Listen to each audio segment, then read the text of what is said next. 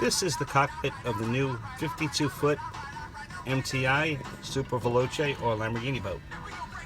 We'll start on the port side. There's our air conditioning vent.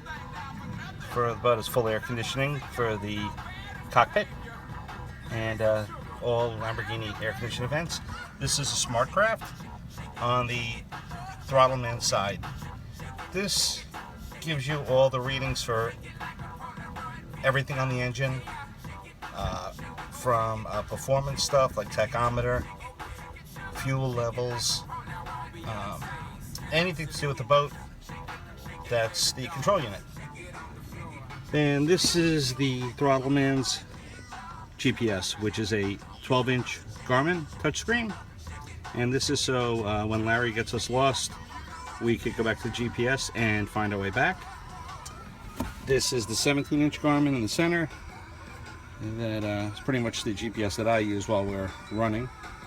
And we have it set up right now for both GPS as well as the main functions of the boat, which are programmable, from the trim to the speed, fuel pressure, water pressure, fuel levels, tachometer, all the important stuff, and you could switch it around.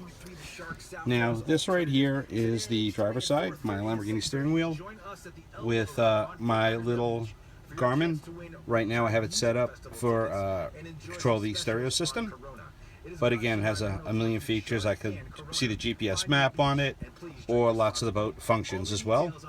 Then you go to this side and it's my smart craft, and I usually have my side set up to video, which is we have cameras on both sides of the boat, front and back. So it's 4 cameras and it's always recording. But also if you get, you know, a skater trying to sneak up on you while you're just cruising along and trying to take a cheap shot and pass you, we see him coming and we just get a little bit of gas and run away from him. This is our air conditioning control. Come to this side, it's of course our keys, and there's our controls for our power mirrors. Boat has Lamborghini mirrors, and we could, you know, full power just like your car. Now this is all the switches for the boat, and this is out of a Lamborghini Aventador center console, and all the switches for the lights and hatches and, you know, all kinds of good stuff. You know, start, stop, horn, headlights, tail lights, everything is right there. Here are our throttles. Here is the radio control for the people in the back seat, or if you're just hanging out. Then come down this side and it's the controls for the full power seats. We have front, back, tilt, and everything else.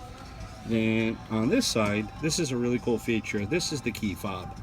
The engines in this boat are Mercury 1350s, which run on 93 octane, but they're also 1550s. So by putting this key fob in, it changes the mode to 1550 horsepower, and we just hit a switch and we switch to our secondary fuel system, which this boat has 2 fuel systems, one with 93 octane fuel. We have about 120 gallons aside. Then we have another 60 gallons aside of race fuel, 110 octane for the 1550 horsepower option. And the difference, that 400 horsepower is probably about 20 miles an hour. These are our seats that look just like the seats in the car, and they have a pretty cool feature. Besides being full power and recline and all that, they have it where the front kind of pull up and go back. So when you're cruising in the intercoastal and going slow, you could sit up higher and have your head above the windshield to get a little bit of a breeze and a little bit of visibility when going slow. And nice feature. Then for the floor of the boat, we went with SeaDeck, which rather than the old days where you just put